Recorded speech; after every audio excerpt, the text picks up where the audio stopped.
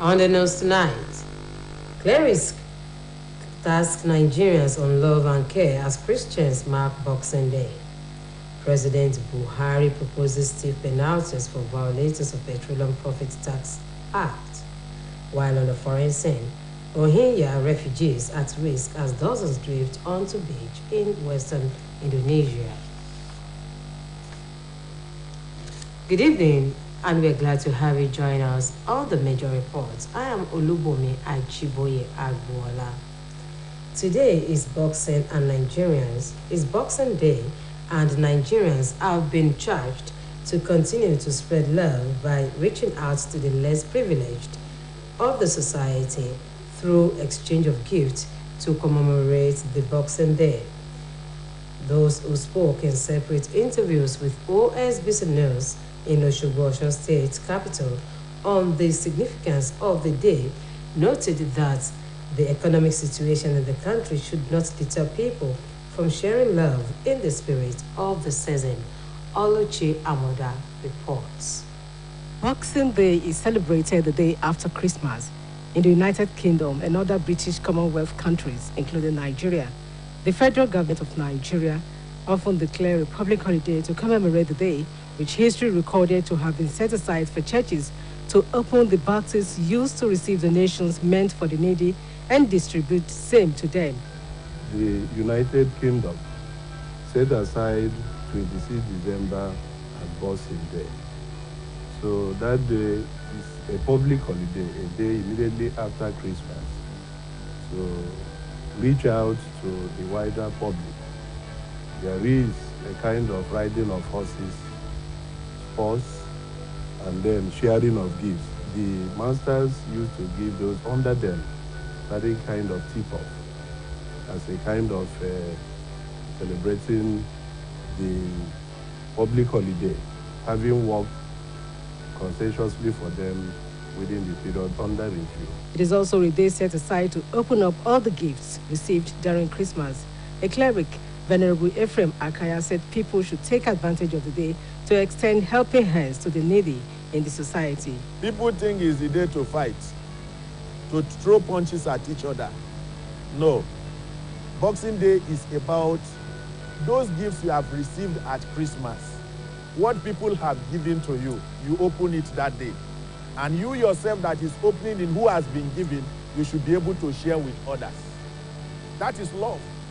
If it is good for you, it's also good for others. Speaking in the same vein, an analyst, Dr. David Ogunsade, noted that the economic situation in the country should not discourage people from taking care of the needy in their midst, adding that the reason for the season is to spread love, which is the whole essence of humanity. It entails a moral. I think it's about moral, and do to others as you want them to do to you. So a question of morality and humanity. So it's an international concept. So I think it's universal. So and we are part and parcel of the international community. People also spend the Boxing Day to hang out with families and friends, as well as engage in visitations to relaxation centers. Oluchi Amuda, Osbc News. As Christians continue to bask in the euphoria of Christmas celebration, clerics have spoken on the need to continually give thanks to God, even in the face of daunting challenges.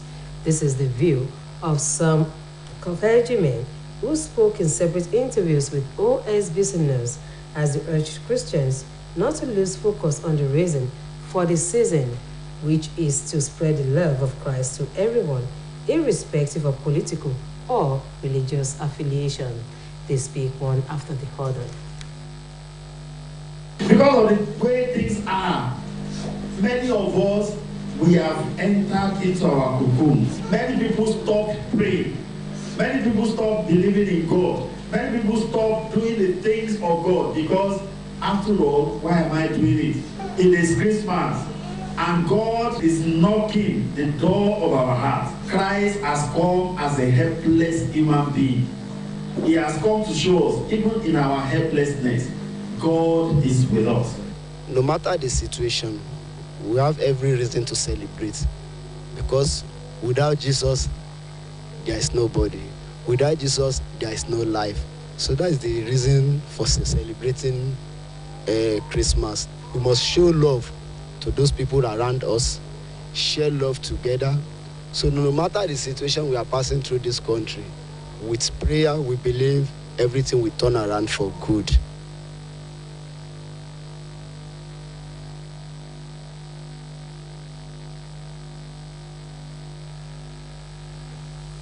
The Chief of Army Staff, Lieutenant General Farouk Yahaya, celebrated this year's Christmas with soldiers under Operation Hardin K Theater Command at Mimalari Cantonment in Maiduguri, Borno State.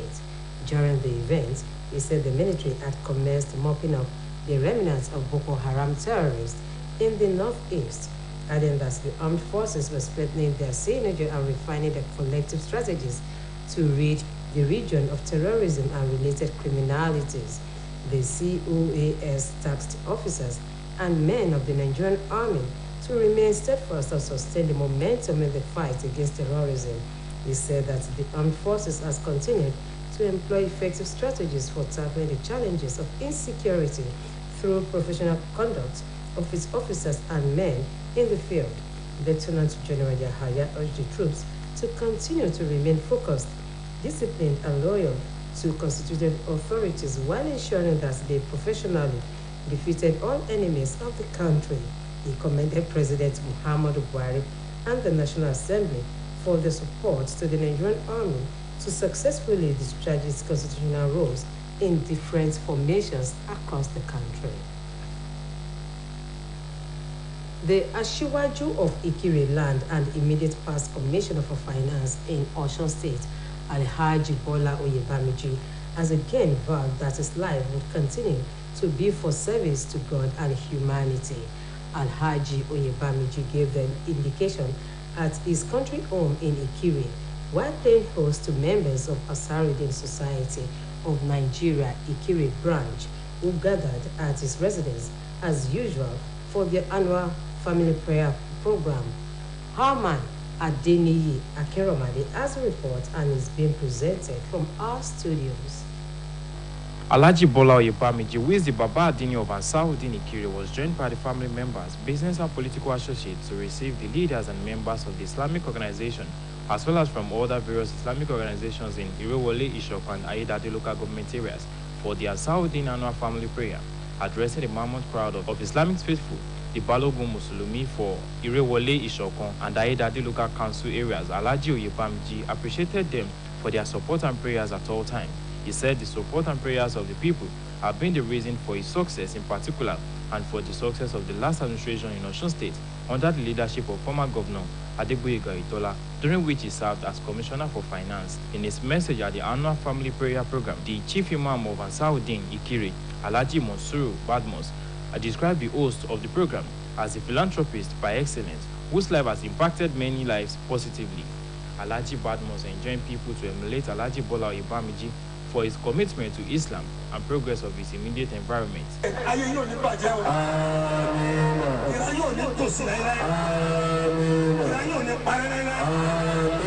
Highlight of the event was special prayer for the host, his family, and Saudin family members, the progress of Ikire, Osun State, and Nigeria as a whole. The host of the annual family prayer program was at the event presented with an award of excellence by the Saudin family members in recognition of his meritorious service to Islam and humanity in general.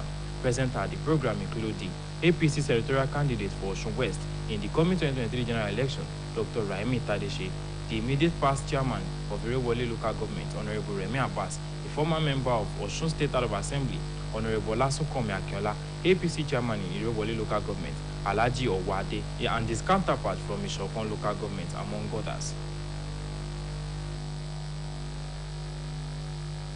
Osun State Governor Senator Ademola Adeleke has celebrated the chieftain of the People's Democratic Party, Elder Sunday Akonfe Atidade, on the occasion of his 72nd birthday. This is contained in a release by he personally signed and made available to Osbc News. He described Elder Atidade as a unique personality and a perfect example of what a sincere politician should look like. While saluting the forthrightness of the politician, Governor Adeleke recalled his impressive record as chairman of Ede South local government area, where he braved odds to touch lives.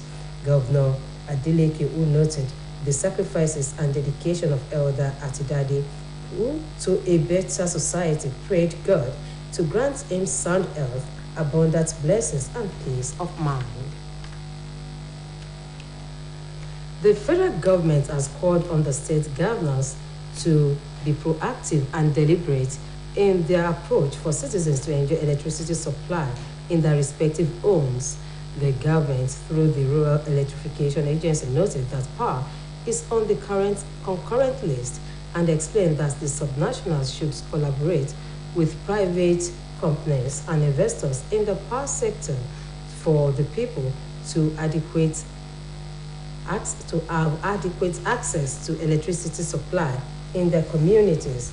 A member of the agency representing Southwest, Mr. Michael Oluwagbemi, while speaking with newsmen in Ado-Ekiti, Ekiti State, disclosed that governors, especially in the Southwest, could improve the economy of the state by investing in the power sector instead of expanding huge funds on intangible projects.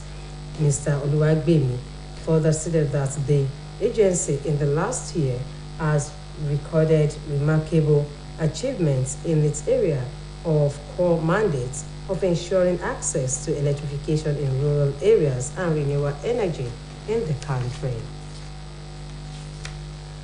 President Muhammadu Buhari has proposed stiff penalties of up to 20 million naira against first offenders among oil companies operating in the country and which fail to comply with the provisions of the Petroleum Profit Tax Act. The president also proposed an additional 2 million naira daily after the first offense. The stiff penalties and several other provisions, which include payment of tax on what the government described as digital assets, are contained in the 2022 Finance Act recently sent to the National Assembly by the President to guide the implementation of the 2023 budget. The Finance Act also proposes an amendment to some sections of the Petroleum Profits Tax Act by introducing a new section which requires every company engaged in petroleum operation in the country to give accounts of its profits or losses every year and prepare a statement of accounts of its profits or losses. The Finance Act is expected to amend the Capital Gains Tax Act, Companies Income Tax Act, Custom Excise Tariff Act, Personal Income Tax Act, and Petroleum Profit Tax Act, among others. By doing so, Nigeria will join the league of jurisdictions currently taxing digital assets, including the United Kingdom, United States of America, Australia, India, Kenya, and South Africa.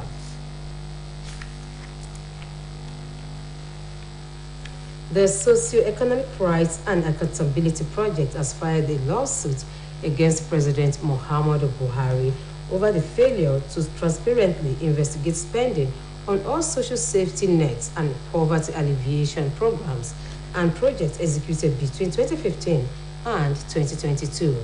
Joined in the suit as respondent is the Attorney General of the Federation and the Minister of Justice, Abubakar Malami. In a report by the National Bureau of Statistics, about 133 million Nigerians are poor, despite the government reportedly spending 500 billion naira yearly on social investment programs. In the suit before the Federal High Court, Abuja, Serap is asking the court to direct and compel President Buhari to ensure that suspected perpetrators of corruption and mismanagement of public funds meant to take care of the poor face prosecution as appropriate and any stolen public funds are recovered. According to Serap, the federal government has a legal responsibility to ensure transparency and accountability in how public funds are spent to reduce vulnerability to corruption and mismanagement. The Independent National Electoral Commission has said that those who embarked on double registration for permanent voter cards will not be disenfranchised. The National Commission and Chairman, Information and Voter Education Committee, Mr. Festus Okoye, disclosed this to reporters in Abuja adding that double registrants are not entitled to new PVCs as the Commission did not print their cards. He explained that the Commission decided to retain their previous valid registration in order not to completely disenfranchise them. Mr. Okoye, however, described double or multiple registration and possession of more than one PVC as an electoral offense. The United States government has announced a project to strengthen the forensic and chemical capacity of the NDLEA as well as its intelligence gathering and prosecution capabilities. NDLEA's spokesman, Mr. Femi Babafemi, said this in Abuja, adding that the support is from the U.S. Department of State Bureau of International Narcotics and Law Enforcement Affairs. He explained that the U.S. support resulted from requests by NDLEA's chairman, retired Brigadier General Buba Marwa, during meetings with top U.S. officials in Abuja and in Washington, D.C. He added that the award letter stated that the project would be implemented by the United Nations Office on Drugs and Crime in Nigeria. Aside the support for the forensic and chemical analysis capacity of the agency, the U.S. government said the project will further support NDLEA's efforts to conduct intelligence-led investigations. The Inspector General of Police, Usman Akali Baba, has ordered speedy investigations and a prosecution of the policeman who shot a female lawyer, Olani Rahim, to death in the Aja area of Lagos State on Christmas Day, according to a statement signed by spokesperson of the Nigeria Police Force, Muyiwa Jobi. The lawyer and the family were returning home when the trigger-happy policeman opened fire on a vehicle. The statement added that the police boss condemned the incident and commiserated with the family of the deceased. We now go on a commercial break. Major report continues in a moment. Please stay tuned.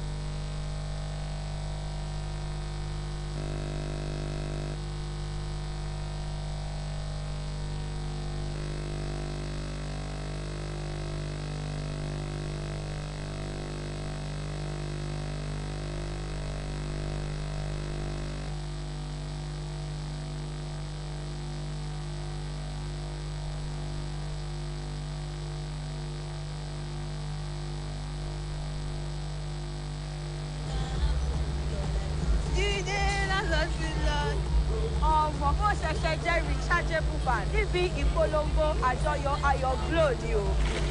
Èèyàn mi, mo ṣẹ̀ṣẹ̀ jẹ́ sewing machine látọwọ́ Glo ni. Ṣé fẹ́ máa gbọ́ṣẹ́ Glo? Ẹ wo ẹ̀bùn ńlá tí mo jẹ lọ́wọ́ Glo. Glo ló ṣe yìí o. Ẹ ṣe. Èmi náà jẹ́ gbogbo kò ní jẹ́ wọlé. Kò ní jẹ́ wọlé o. Ẹ káàbọ̀ sájọ̀dún Glo Festival of Joy testa 611# láti darapọ̀ mọ́ wọn kó o sì kó nínú àwọn ẹ̀bùn yìí ti ayẹyẹ tó ń ṣẹlẹ̀ lẹ́ẹ̀kan nílé ayé ọmọ ìdẹ́yàn. Glo nìkan ló lè ṣe é. Ọ̀gá landlord, ẹ̀yin náà wọn rí gbẹ̀mí náà dé bẹ́ẹ̀. Ẹ̀yin náà lọ recharge Glo. Ìfilọ́lẹ̀ Glo Festival of Joy.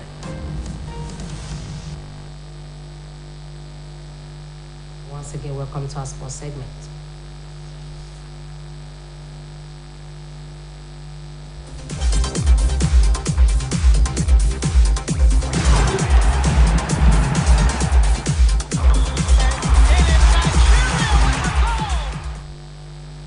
Legendary footballer Pelé celebrated Christmas season with his family at the Sao Paulo hospital where he is battling with cancer and heart problem.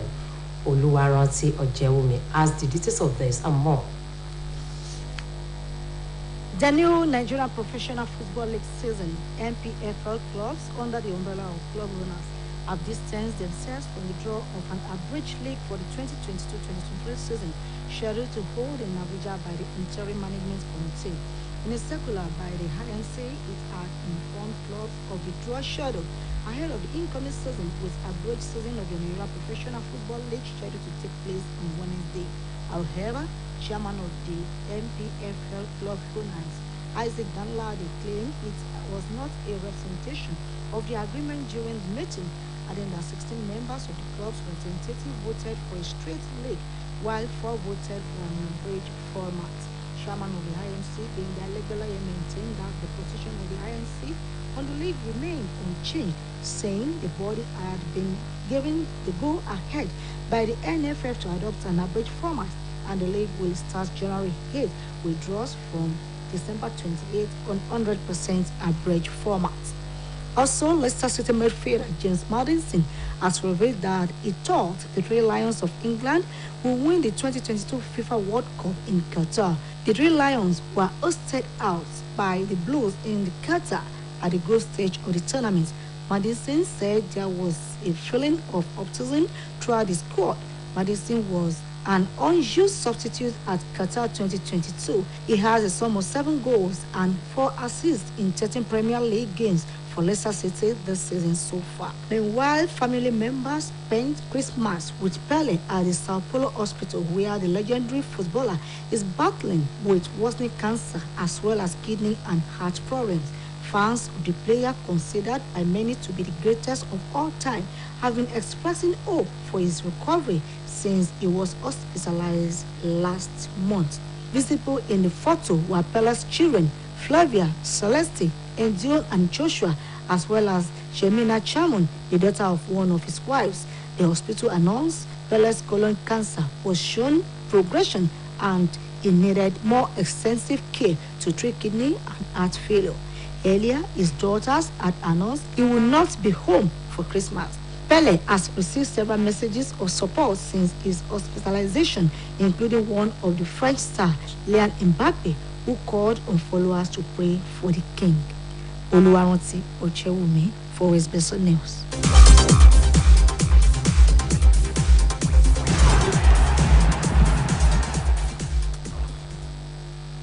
While on the foreign scene, dozens of Rohingya refugees have drifted onto a beach in the western Indonesia in a wooden boat with a broken engine.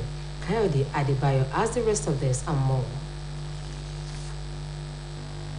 Police spokesman Winadi, the wooden boat with 57 men on board landed in Aceh province, looking hungry and weak after spending a month at sea, while at least 3 men were taken to the hospital. It is not clear if they are part of a group of at least 150 Rohingya who became stranded at sea weeks ago. It will be recalled that the United Nations had urged countries around the Andaman Sea in Southeast Asia to assist a small fishing boat carrying at least 150 Rohingya refugees, which had been drifting without power for 2 weeks after leaving Bangladesh. The Rohingya are a persecuted ethnic minority in their original home, while more who are still in Myanmar are also trying to leave following the military coup last year. No fewer than 51 persons have been poisoned after a train carrying ammonia derailed, spilling its cargo in southeastern Serbia. The mayor of the city of Pirot, Ladan Fasik, said the ammonia leak caused 51 cases of poisoning as 7 people were taken to the hospital. The train derailed in the evening, causing the leakage of ammonia and the dispersion of a large amount of gas into the atmosphere. A state of emergency was called in the affected part of the city of 60,000, and authorities called for residents to remain inside their homes. The 20-carriage train was transporting toxic materials from neighboring Bulgaria, as the derailment did not result in any other casualties. No fewer than 31 lives have been lost to a brutal winter storm as millions of Americans are gripped with intense snow and frigid cold in parts of the eastern United States. A crisis situation was unfolding in Buffalo in western New York, where a blizzard has left the city marooned, with emergency services unable to reach high-impact areas. New York Governor Kathy Hochul described the situation as going to a war zone as the vehicles along the roads shock through their electrical wiring with snow drift and power outages making life-threatening conditions, warning citizens to stay indoors. More than 200,000 people across several eastern states woke up without power on Christmas morning, and many more had their holiday travel plans suspended, although the 5-day-long storm featuring blizzard conditions and ferocious winds showed signs of easing. Kayode Adebayo, Osbc News. That ends the major reports on OSBC TV. It was edited by Kayode Adebayo. I am Olubumi Ajiboyagola. Thank you for being there as always. Good night.